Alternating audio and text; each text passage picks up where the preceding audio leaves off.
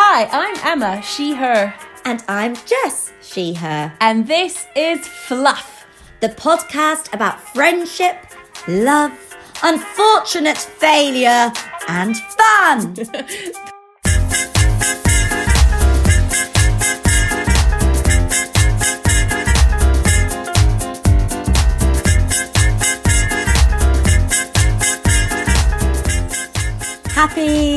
Oh no.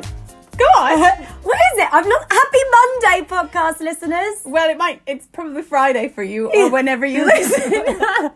But It is Happy Lesbian Visibility Week. Yes, it is. Which is obviously exciting for us, and we're hoping to make it exciting for the rest of the world as well. Yes, and there's an amazing Instagram, there's lots of great Instagram pages at the moment who are just typing like hashtag Lesbian Visibility Week, and you can learn and educate and dive into the wonderful world of lesbians. Yay! And we've already gone off topic. Yeah!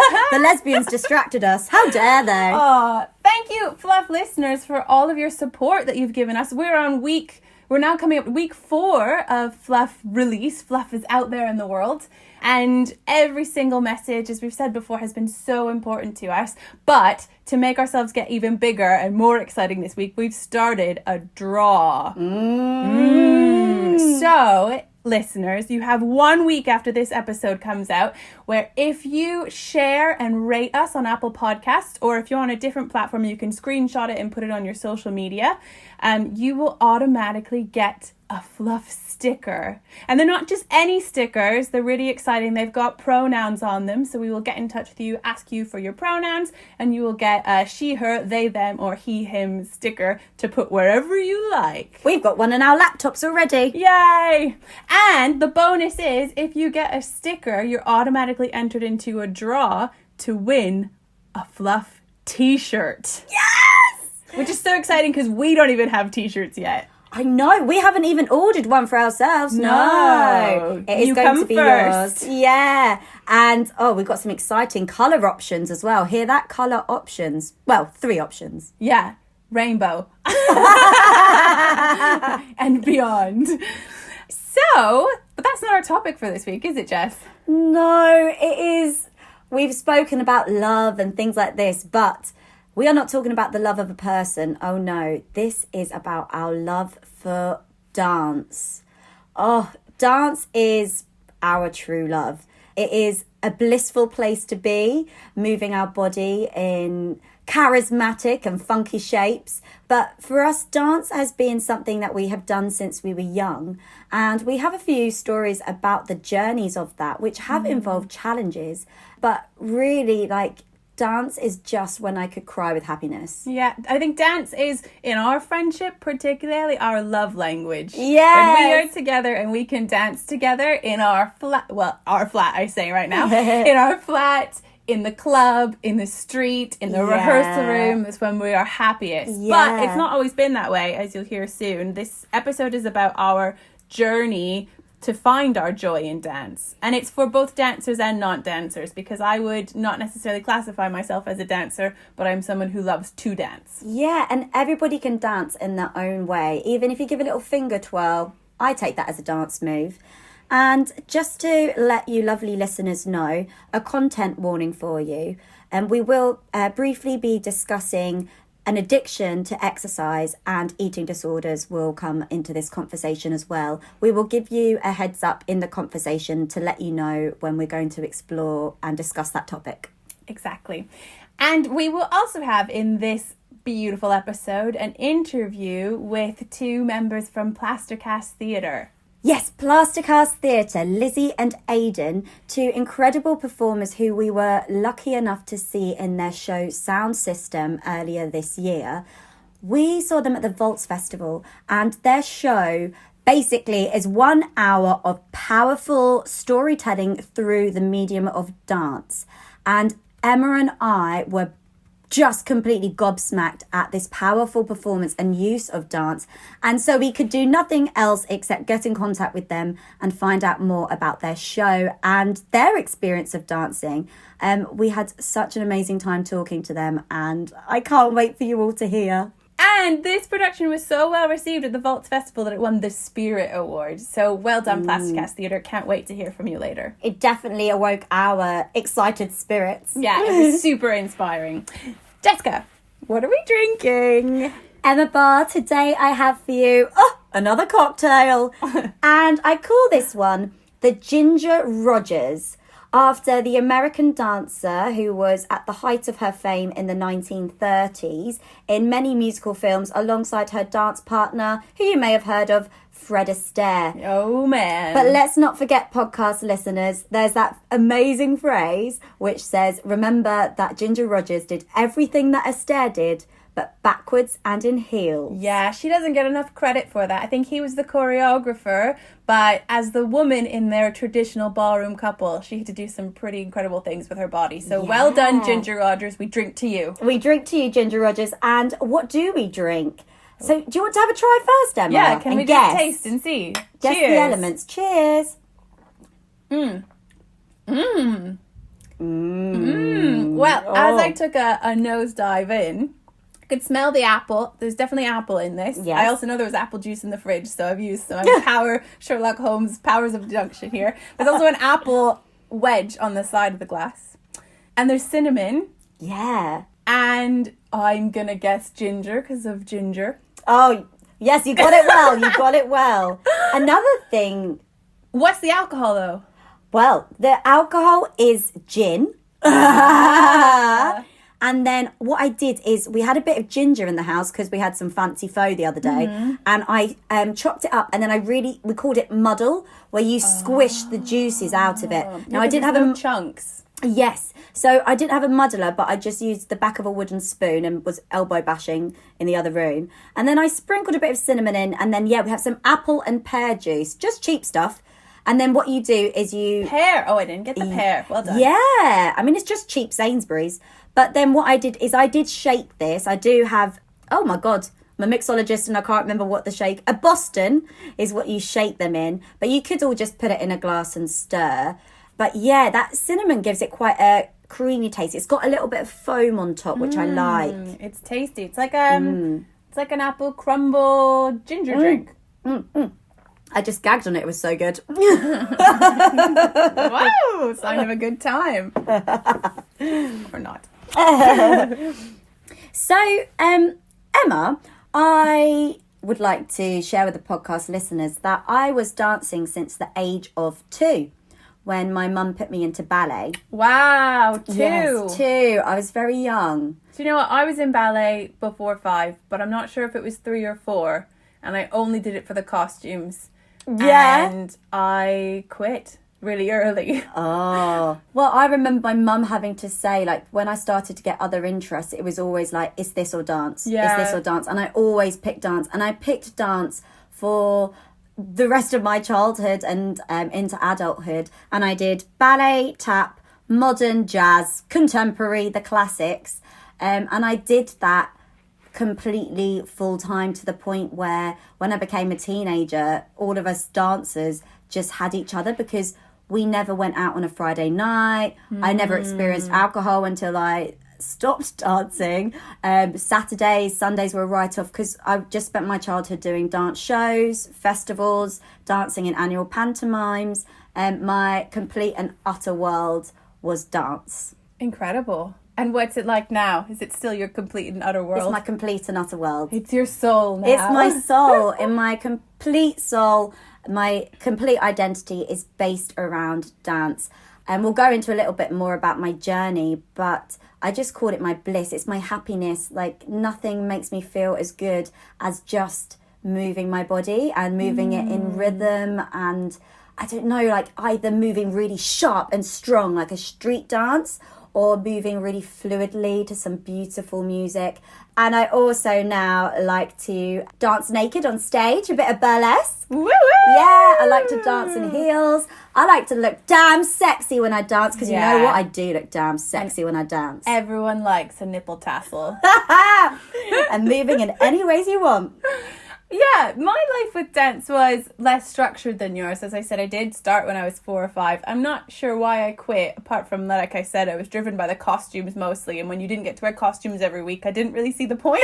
Yeah, just really skin-tight leotards that crawl up your ass. Yeah, exactly. And I think I went down the music path. I played piano and I sang for all of my childhood. And that was the competition thing that my parents would invest in. Yes. But that's kind of how I got back into dance. Because in my teens, I was determined to be a musical theatre performer. So I had to start dancing in order to get into the musical theatre schools. Mm-hmm. This was kind of complicated for me because I hadn't created or worked with my body enough to have a dancer's body. So starting it at the age of 15 again with a whole bunch of girls, probably like you, who did it every day of the week, was terrifying and really hard. So dance was a journey for me, and there was a really long time where I thought I couldn't do it and didn't like it. And now I just love it. I bust a move. I'm really lucky that I come from a family who appreciates dancing, but I didn't.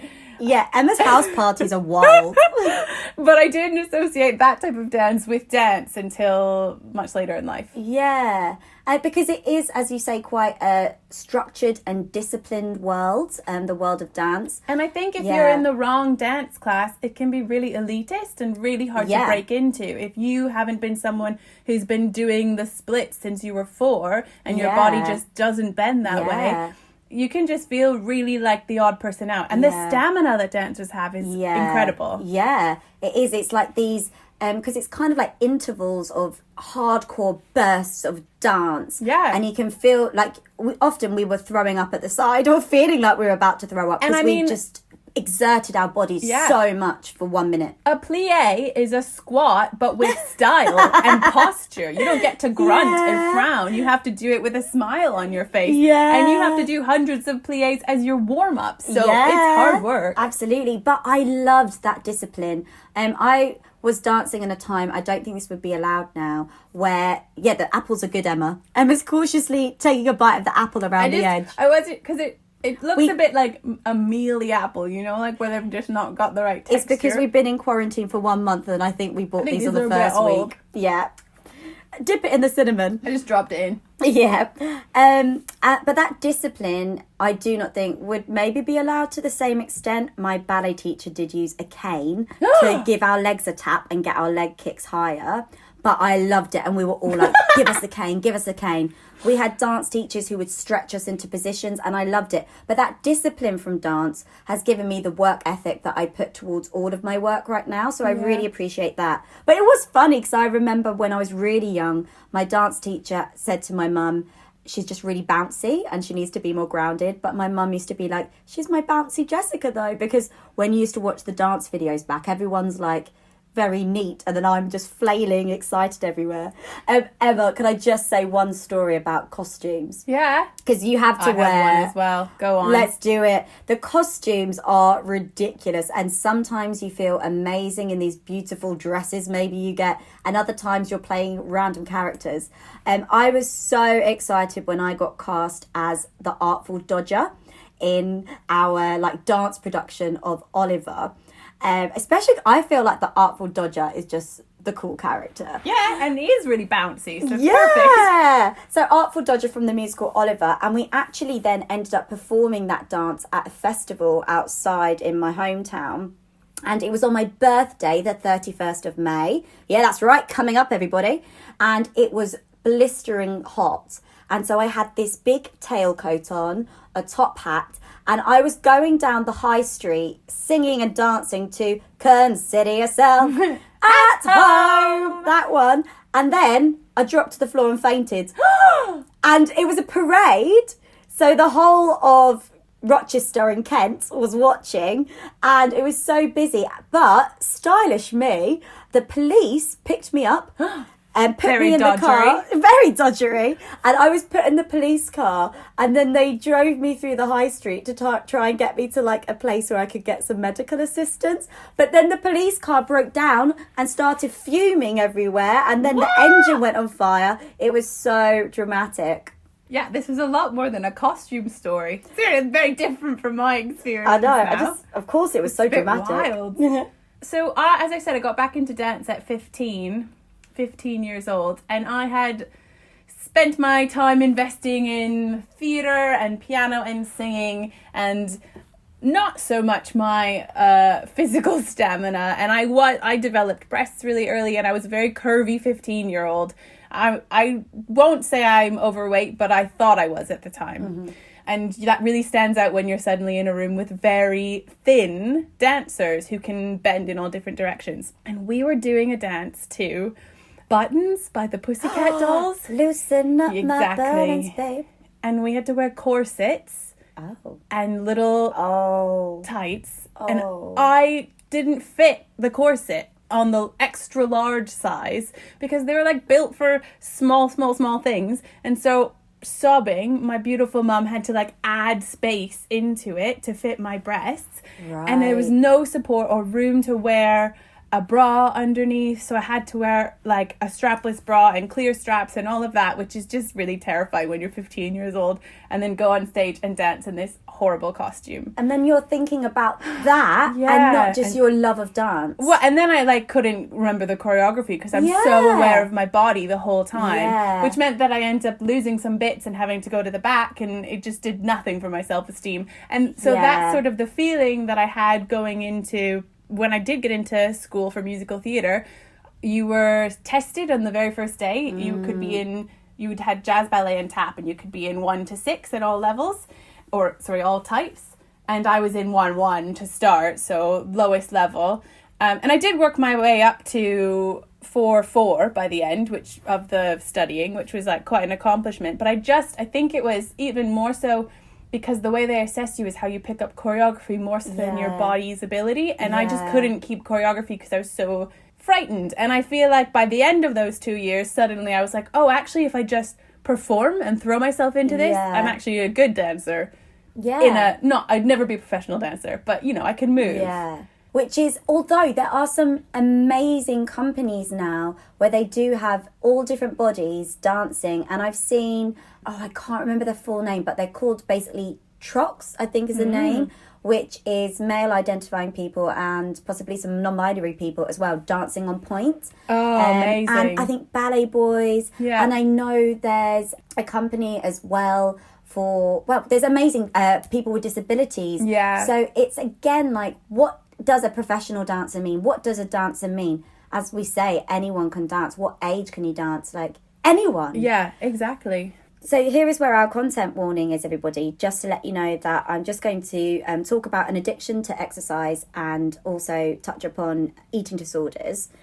So Emma, it's feeding off that, what you've shared about how difficult the dance industry and dance world is, and this expectation on the thin body. Yeah, and it's very exposing profession, because even in rehearsals you're wearing leotards and tights. Yeah. You're wearing next to nothing. For many shows and auditions, to get into dance school, you are weighed. So there's a lot of focus on your body type and weight.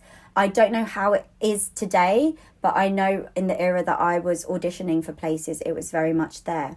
Now, what happened, podcast listeners, is around age 14, I'd had a family trauma at age 11, and it carried on throughout my whole teenage years. And so that had really affected my mental health.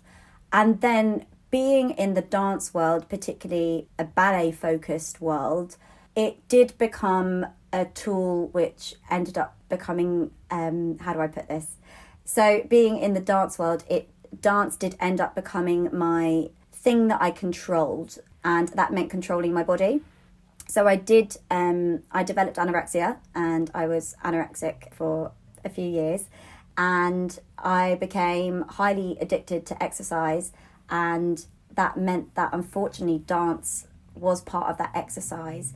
And sadly, it became my control, and it became the only thing that I thought about. Unfortunately, this inevitably led to why I'm not professionally dancing today. Mm-hmm. I would say I was well on my way to becoming a professional dancer. It was all I dreamed about. But I hurt my body so much, or the illness meant that I hurt my body so much. And I had to leave dance because of my illness. And also, when I was able to return back to it for a little brief period, because my body was so weak from my illness, it meant that I then tore a tendon because my body was so weak, which that was the ultimate end of my dance career. And I just want to say that my dance teacher was one of my biggest supports during that time. It's really horrific having an eating disorder. It's all-consuming and it's a very misunderstood illness. But my dance teacher was so rooting for me, and she kept saying every week, she was like, Jessica, do not throw this away.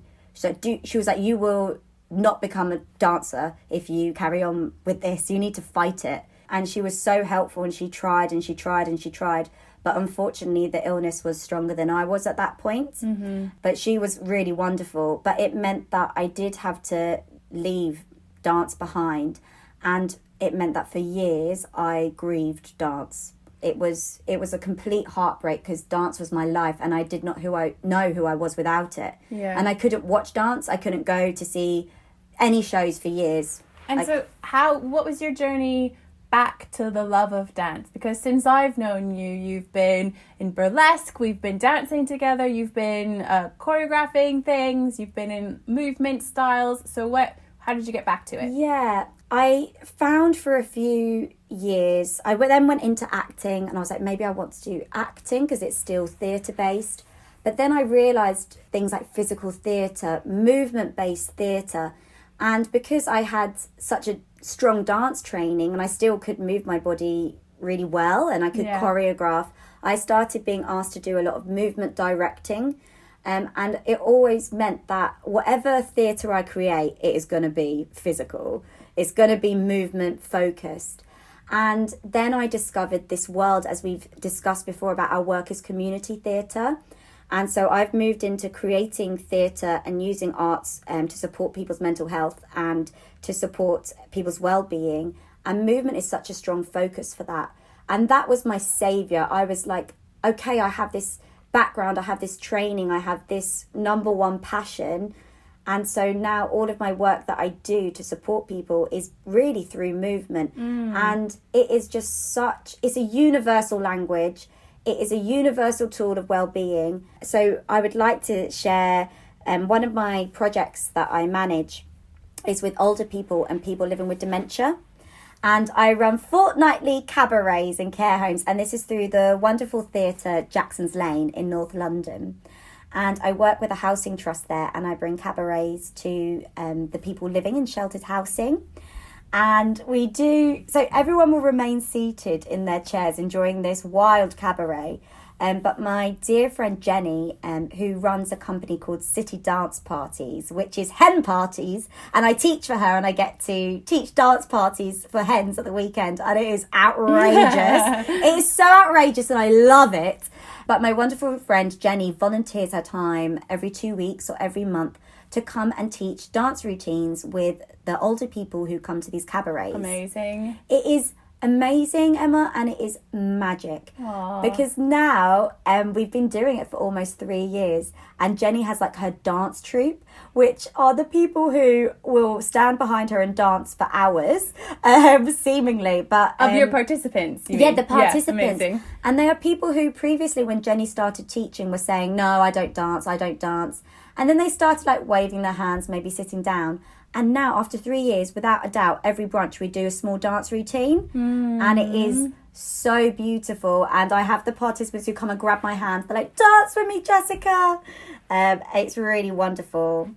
I think you just said that dance is a universal language, and I wholeheartedly agree. But I also think that the way we get people into it has to be managed cleverly. So I used to run a youth theatre in Swindon, Prime Youth Theatre, and one week I had a practitioner who's a movement director doing an interview to see if they would work for us, and they ran one of my youth theatre sessions with my 14 to 16 group, and she was doing exercises that I wouldn't have said were difficult, but that particular group had a few young women in there who were slightly more curvaceous and I think very uncomfortable with their bodies. They were beautiful, but I could see from the outside that they were not comfortable in this setting.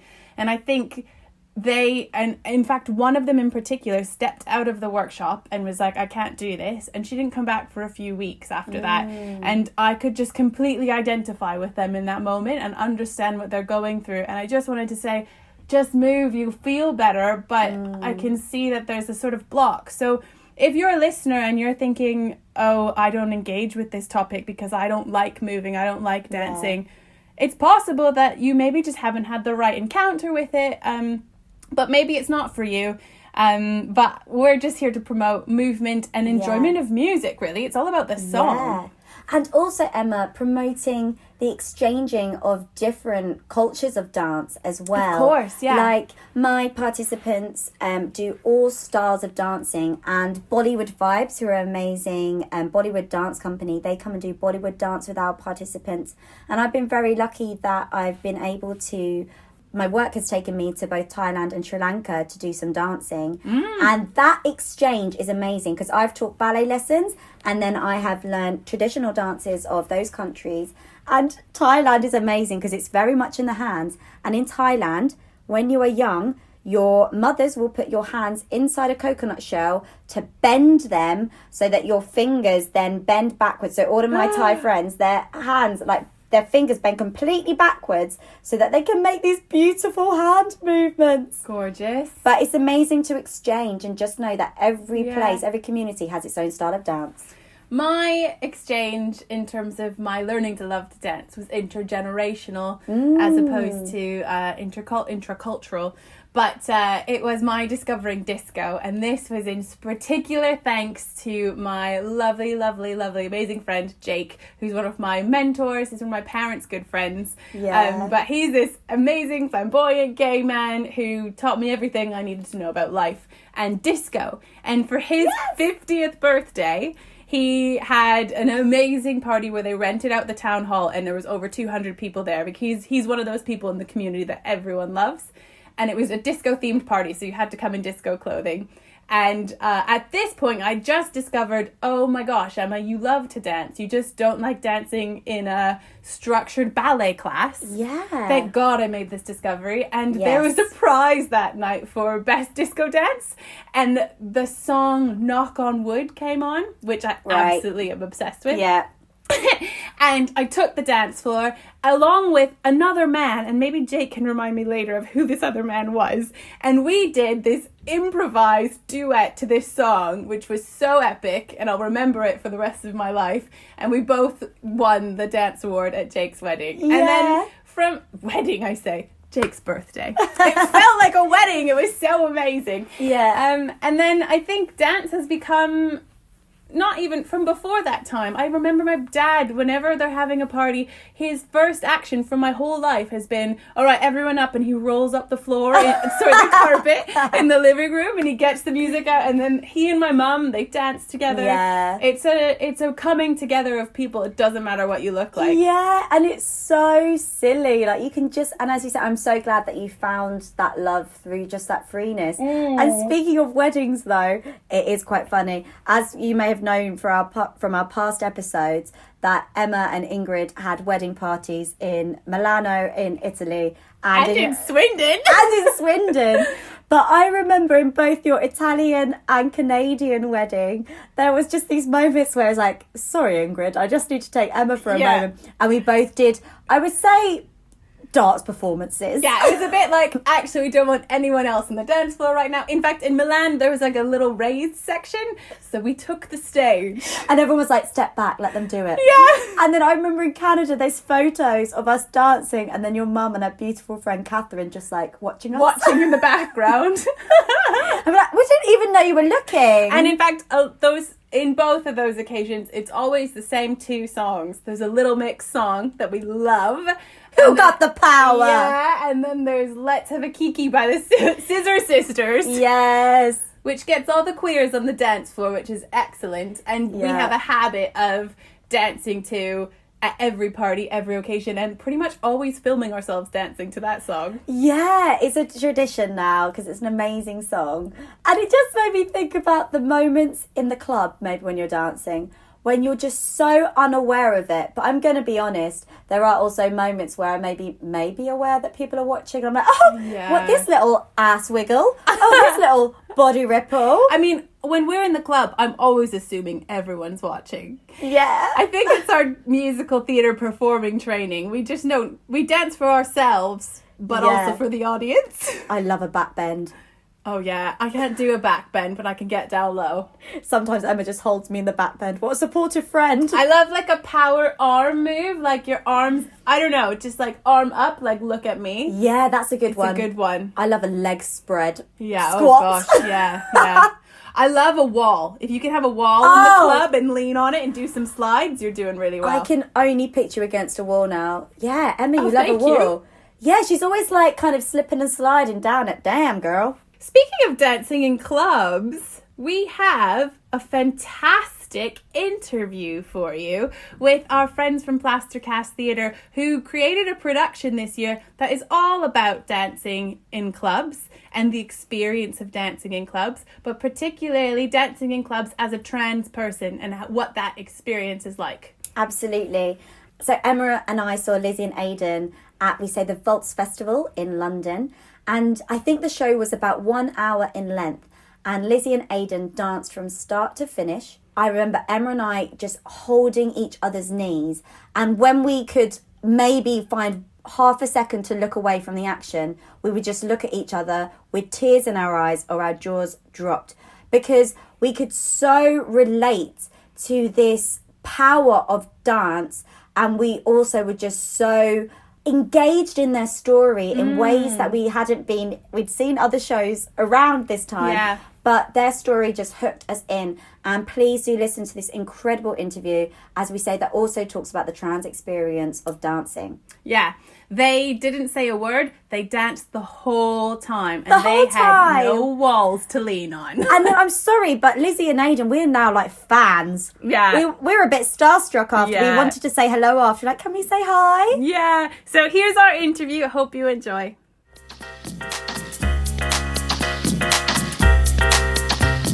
Hello, good afternoon, everybody.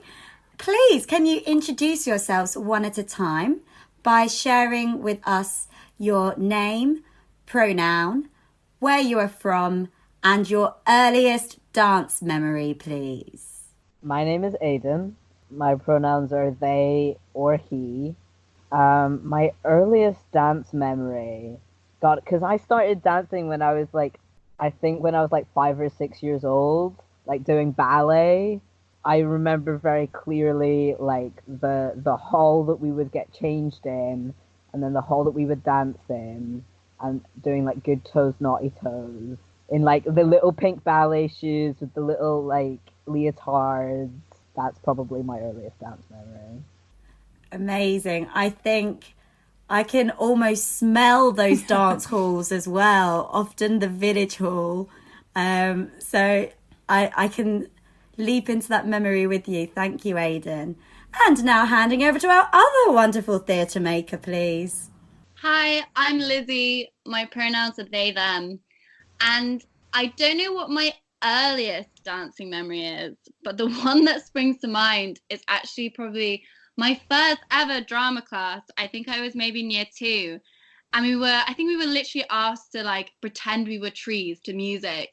I remember like just doing it, and it was my first ever like proper performance thing, and just going, this really is the shit, running around a space and just expressing yourself. And ever since then I've always been trying to be a tree, or a squirrel or whatever. Amazing. A squirrel in the tree. And it's great that you said that, Lizzie, because we were discussing our definition of dance and how it's so much wider than maybe people expect. And we use the word, it is just expression. So we were obviously fortunate enough to see your masterpiece show, Sound Cistem. But can you please, because some of our listeners won't have seen it, can you give us a description of the show and tell us also who Plastercast Theatre are and how you got started? Plastercast is like a relatively new company. We're still like very much we've only been like an entity for like 2 years. We're still like very young, so we're not really quite sure exactly. We don't want to define ourselves too early, but our main focus is on movement as well as making work that is radical, which is we define as pushing for thorough political or social change. We want to make work that is very movement heavy, putting the body front and center, as well as focusing on like issues that we're passionate about. And then Sound Cistem, do you want to take this, Ayden? Yeah, I'll take this. Sound Cistem came out of a module that we did at uni together, a practical module, where we created like a 15-minute piece that was recordings of me and Lizzie talking about our specific experiences of being trans on nights out and the sorts of things that people would say and that sort of stuff. Put over like music that we just like from Spotify, just like some nice music that we liked, and then some dancing. And we finished that unit, we did the assessment and all that, and we were like, but we still have so much to say. There's so much more that we want to explore with this. So we interviewed loads of other trans people and got some musicians involved who created this amazing soundtrack for us. And we made this 50-minute, an hour long piece that is like verbatim physical theater, dance, queer dance party thing.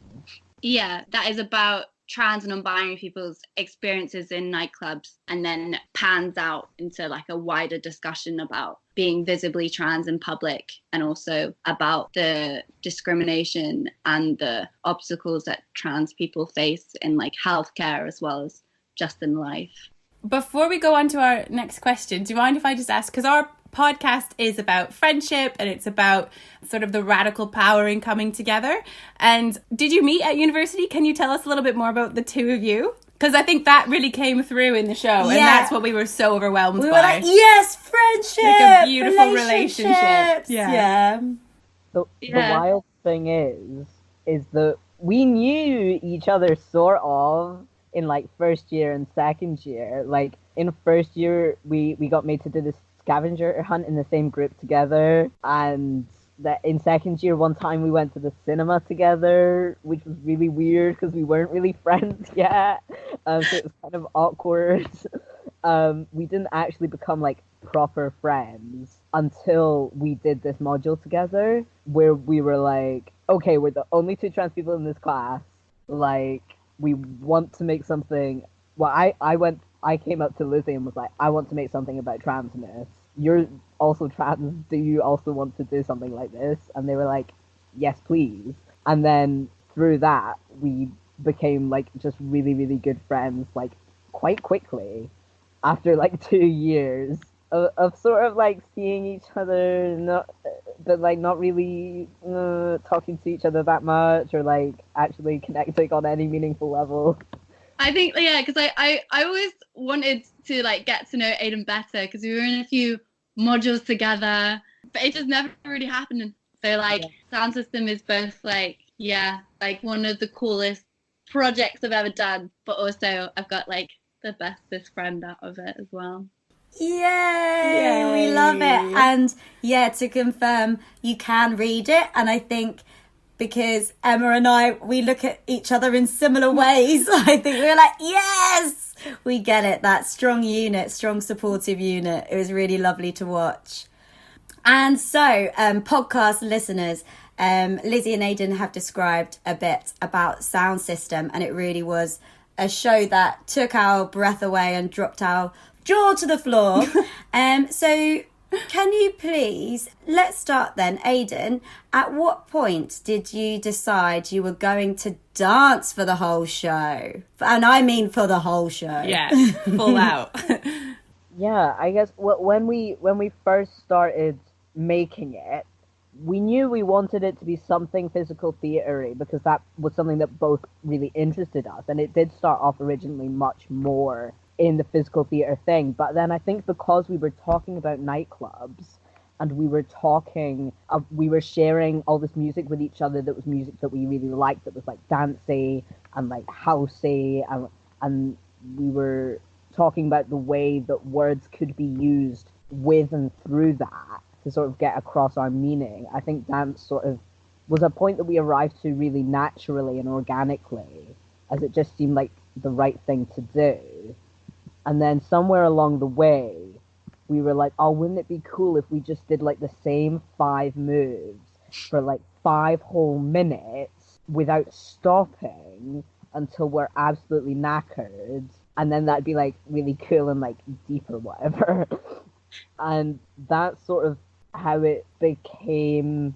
Like, it wasn't necessarily that we were like, oh, we're gonna dance for like 50 minutes and only take a break at this point, sort of thing. It was like we thought of the things that we wanted to talk about, like, oh, we want to talk about like the specific experience of trying to use the bathroom and the threat that can come with that, or we want to talk about the specific experience of being in the smoking area and having some weird drunk guy like neg you or whatever. And the way to communicate all of that stuff was through dance for us. So it was like thinking about things in quite discrete sections, but then they all connected through the physicality, if that makes sense. It's also like, as well as like we love dancing as well. We love to dance, but also dance in itself is kind of an interesting medium to like explore, you know, expectations of like bodies and things, because it's like, and like how you move in public, because the whole like a lot of the show focuses on like how trans people have to modify their behavior and also how their bodies are perceived by cis people. So like, because dance is like almost one of the most physical, most like bodily mediums there is, we thought that is appropriate. And I suppose feeding off of that, Lizzie, which I think I've just learnt a lot through what you've just said, and it was really interesting. We did want to know, are these some of your signature dance moves? Because there were some cool ones that we were picking. Like, we're a bit limited to just the bumping and the grinding. Yeah. And I think just an extension of that is because I think I want to know if other people helped you make this piece. Were there other people in the room with you at any point, or was it just coming from your own minds? A lot of the moves came from us watching vast amounts of pop music videos and going, isn't this cool? What if we did something like this? So what we used to do is like start every rehearsal devising by sitting down and like watching a load of videos and creating what we called like an arsenal. So we'd like pause the video and be like, that was a move, and we'd give it a name, like something stupid like wiggly snake, and then we have all these lists of moves, as well as like looking at them going like, what emotion does this evoke and things. In terms of signature moves, a lot of the interviews, like some of them are like people we know personally and are our friends and we have gone on nights out with. So a lot of the moves is us impersonating them, and they were our inspiration a lot of the time. For people in the room, we had our dramaturg Sam come in towards the end of the creative period, and he was really important because it was just Ayden and I and a bunch of mirrors, really. So we didn't really know how it was coming across exactly. So Sam came in to like either confirm we were doing it right or go, I think you could do this better. I love that you've created seemingly a catalogue of Sound Cistem dance moves, and I would like to go to a Sound Cistem dance class and try the wiggly this. The wiggly steak. Yeah, the wiggly steak. I've been watching all of your Instagram, your dance classes, and like I really want to join one, but I just haven't yet. But I think they're so cool and really good at dancing, both of you. Thanks, Lizzie. And I feel they may be going on for a while. Yeah, so there's plenty of time. This is a short and sweet question for both of you to answer because we know our answer. How does dancing make you feel? It makes me feel like sexy and cool and powerful in a way that I don't usually feel like quite a lot of the time, because a lot of the time I just feel like quite awkward and like I don't really know what I'm doing. especially with my body, I'm actually quite clumsy and I'm constantly dropping things and breaking stuff. But when I'm dancing, it's like, I know what I'm doing. I've got this. I would agree with that. I just love dancing so much. I especially love dancing with people and like having dancing sort of as like a conversation. Like that's really fun, and just enjoying like moving with other people. I also think that's kind of why, like going off what Ayden said, why a lot of trans people seem to have such a connection with dancing, because it's like kind of like an act where you sort of, trying to put it into words, like consciously have more agency of your body, or more like decision, like it's more intentional movement, and like just expressing yourself. And Lizzie, taking from what you were saying about having the agency over your body, can you please explain to our podcast listeners about the cisgender gaze? What does the cisgender gaze mean? So cisgender gaze, it kind of like comes from sort of the term male gaze. If you've done any sort of reading on film and things, comes from that. So the cisgender gaze is basically the gaze that trans people are under in terms of the standard of the binary. That I also feel like Ayden should answer this as well, because I feel like I'm not doing it justice. But the cisgender gaze is the expectations essentially that are put upon trans people to fit the binary, as well as the expectations that come from binary standards, as well as the judgment and that comes from a lot of cisgender people, because it's not just a case of, you know, phobia towards trans people. It's also the expectation that they need to reach the archetypal standards for man and woman, and if you're somewhere in the middle, you haven't done being trans properly, if that makes sense. Thank you, Lizzie, for explaining. And then Ayden, you both spoke about how in a nightclub the cisgender gaze can impact on trans people and how they dance, how they are in the space and how they feel comfortable in the space. So that's kind of socially. Do you think that there's an impact on trans people professionally if they want to dance professionally? Oh, for sure. Like, if you think about basically any form of like commercial professional dance, even contemporary stuff where it's not quite as much of an issue, but it is still present. It's like the male dancer is tall and strong, really muscular. They do all of the lifts, all of the lifting other people. They do like if you watch like pop music videos, we did a lot of this, of like watching how men dance in music videos and then watching how women dance in music videos. Even if they're equally as accomplished, the way that they dance tends to be so different, because they're the standards of what is sexy or what is the correct way to do it is different. Female ballet dancers, like cis women ballet dancers, they are just as strong and capable as the men are, but they're expected to like the standards of what is aesthetically appropriate is totally different. I, as like a 5 foot tall trans masculine person, do not fit appropriately the archetype of a male dancer, because I'm too short and I like to dance in the way that is sexy for women, because that's just how I like sort of grew up learning to dance and like watching my sisters dance, watching a lot of for music on the telly. That's what I picked up, and that's still quite a lot of how I dance, which means that sometimes people misgender me based just on how I'm dancing, which is really ridiculous.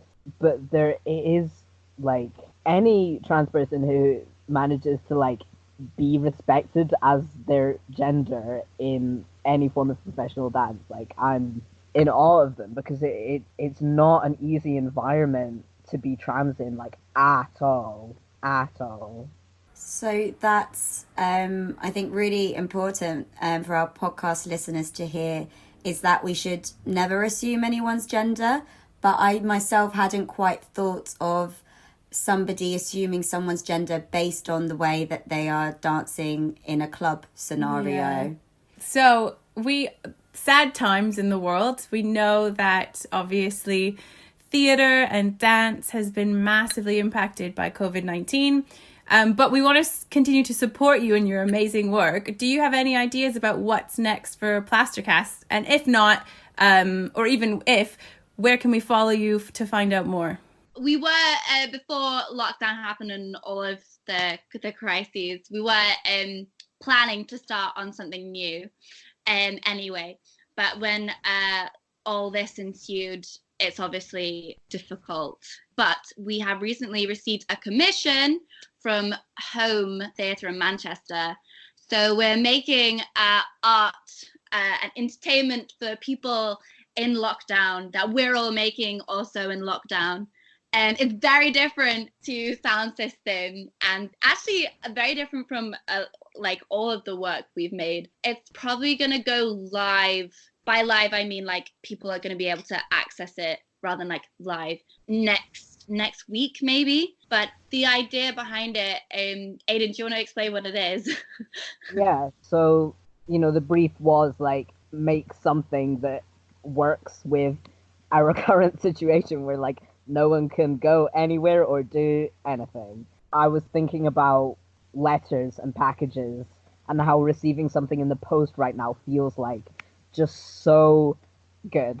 It's like, a real tangible thing from another real tangible person. And so coming from that, we've all created worlds with the same sets of characters in them, but all in different sort of situations and contexts. And we are writing letters with little stories in them that are going to get sent out to people, and then those people will get to respond to what we've sent to them, either by completing the story, writing another story, like drawing, or like literally anything that they want to do, and sort of sending that back to us. And then it's going to all get put into a big collage, hopefully. Amazing. Yes, amazing. We are so excited to follow your journey with that, and also appreciate that at the moment, whilst everyone is on lockdown, Emma and I are having lots of discussions about how even more so the arts and artistic forms, this is when we need them, and we can use them to, as you say, connect with people who are on isolation, distancing, on lockdown. So good luck with that, and this will be coming out at a fantastic time for you as well. Yeah, we'll make sure that we platform that for you as well. Definitely. And just to finish off, Lizzie and Ayden, we understand that you both studied in Manchester and live in Manchester, maybe not when in lockdown. But what is the best place to go dancing in Manchester? And can Emma and I come and dance with you? Yes, please do. Come to Manchester. That'd be so cool. I think Ayden knows what I'm gonna say, so I'm gonna say it, and then he can confirm or give another suggestion. So I'm gonna say it's less about the place; it's more the specific event, because it's more like the queer specific events rather than like the nightclubs. So I'm gonna say this queer event called Fatty Acid. Ayden, would you agree? Oh yeah. So Fatty Acid is hosted at Partisan Collective in Manchester, and it happens, I think it probably happens maybe 3 times a year, but it's run by queer and trans people for queer and trans people, and it has an amazing cabaret at the beginning, and then just it's more about just the best people go there, like they're just the best, it's just the best crowd. Yeah, like literally whenever I go, it's like all of my different friends from all different, I know them all for totally different reasons, and they're all in the same room because they're all queer. And it's like, oh, it's you, and you, and you, and you. Yay. And I get to dance with all of my friends, and the music's really good. There's no like annoying, shitty DJs where they're just like doing too much with it. And it's like, I just want to also listen to the songs, please. There's none of that. The music's great. The cabaret is always amazing. And it's just very nice. Yeah, it's just also such a great event because it starts really early if you want to go early, and there's speed friend dating beforehand. So if you're going alone, you can meet people. Also, like last time, there was food as well, and there was like a quiet area. It's just really, really great. Yeah. Wow, it sounds super inclusive and accessible and fun. Yeah. And we like to have fun. And before we finish with you, can you just tell us your Instagram, Twitter handles? So on Instagram, it is Plasticast Theatre, all one word. So that's Plasticast, as in I'm gonna make a cast of my hand. So that's on Instagram, and then on Twitter it's at Plasticast, but theatre is spelled THTR, so it's Plasticast THTR. Amazing. Start following podcast listeners. You are in for a real treat, we promise you. Thank you so much to Lizzie and Ayden for sharing with us and sharing with the podcast listeners your amazing experience of creating and performing in Sound Cistem, and also giving us a real and helpful insight into the experience of a trans person within the dance world and within the club. Yeah, it was really lovely to talk to you, and hopefully other people, listeners, can take something away from your experience and just sort of think about how they engage in the world. Yeah, so follow at Plasticast Theatre on Instagram, everybody. Jess, how can you're doing a little bit of dance at the moment. How Yay. can listeners get involved in what you're doing during COVID-19 related to dance? Yes, so immediately when I went into my own personal lockdown, I felt the need to support people, and that is through how I know best, dance. And so I run weekly dance classes on Tuesday, Thursday and Saturday on my personal Instagram, which is at JLAmory. We'll put that in the notes, but it's JLAM for mother, ERY. And we now have created a beautiful and ever-growing dance family there. Whilst it is a dance class, accessible for all levels, it is just a beautiful space of companionship and solidarity. And I'm not going to lie, I pick some bangers, don't I, Emma? Yeah, she also takes requests. So if there's a song that you've been dying to have a dance move to, Jess can do it for you. Absolutely. So we've done lots of different amazing dance styles as well. We've had a bit of disco for Emma. This week, I'm very excited, is shout out to lots of different communities. So speaking of Let's Have a Kiki, we are showing our solidarity and support for the LGBTQIA plus community on Tuesday this week. So you're listening to this in the future, but then on Thursday we are showing our love for creatures, and we're doing a little animal themed number. And then on Saturday we're showing our love for Italy, and we're dancing to a song by an Italian artist. But otherwise, just they're so much fun. They're short and sweet but powerful routines to amazing music. So please do come and join this wonderful dance family. Yeah. And honestly, sometimes I'm feeling a bit down in the dumps, and that dance class is helps also you get through. Yeah. It's super inclusive, it's super body positive, and it's really easy to get involved in, whatever your level, I would say. So, thanks for listening this week, podcast listeners. Don't forget our draw to win your own Fluff sticker with your pronouns on it. Follow at Plastercast Theatre on Instagram. Follow at Fluff Creatives on Instagram and Twitter, or email us at fluffinquiries@gmail.com with any comments or feedback you like. Yes, please give us your dance stories. We'd love to hear about different styles of dance. We'd like to hear about funny stories from dance. Maybe you twerked so hard you fell backwards. I don't know. But let us know when and where you have danced around the world and how it makes you feel. Move your body and have a kiki. And remember, anybody can dance. Thanks for listening, and don't forget to rate and subscribe. We're excited to welcome you into our Fluff family and bring you some gorgeous sparkles every Friday. We call this.